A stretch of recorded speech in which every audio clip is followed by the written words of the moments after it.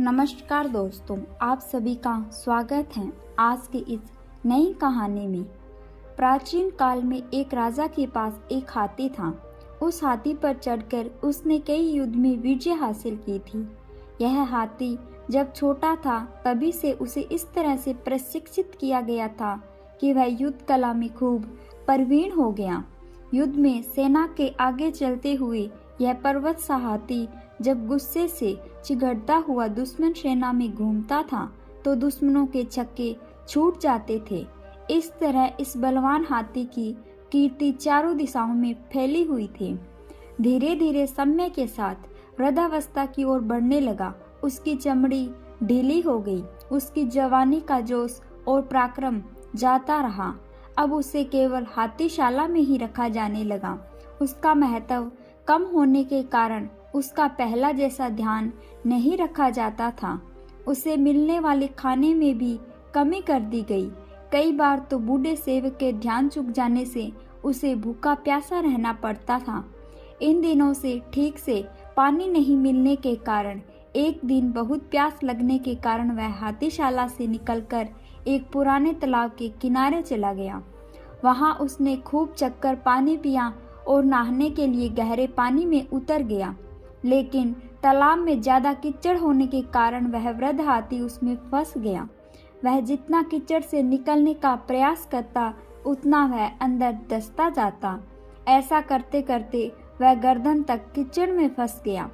वहां आसपास के लोगों ने उस हाथी को पहचान कर उसका समाचार राजा तक पहुंचाया।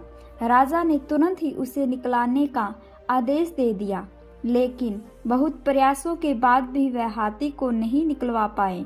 सभी उसे मौत के मुंह में जाते हुए देखने को विवश थे।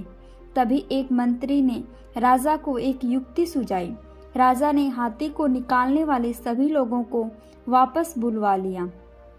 अब सारे आदमियों को युद्ध सैनिक की वेशभूषा पहनाई और वे सभी वाद्य यंत्र मंगवाए जो युद्ध के मौके पर काम लिए जाते थे। हाथी के सामने युद्ध के नगाड़े बजने लगे और सैनिक इस तरह से उस हाथी की ओर बढ़ने लगे जैसे वह दुश्मन के पक्ष के हो। यह देखकर उस हाथी में गजब का जोश आ गया।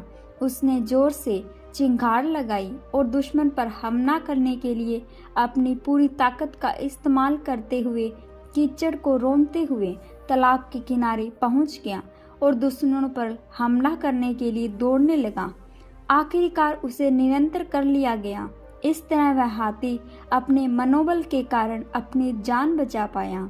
शिक्षा: दोस्तों, जिसका मनोबल जाग जाए तो वह कमजोर और असहाय होते हुए भी असंभव से दिखने वाले कार्य कर दिखाते हैं। मनुष्य की सारी सफलताएं उसके मनोबल पर निर्भर करती हैं। अपने प्रचंड मनोबल के दम पर वह हर लक्ष्य को प्राप्त कर सकता है।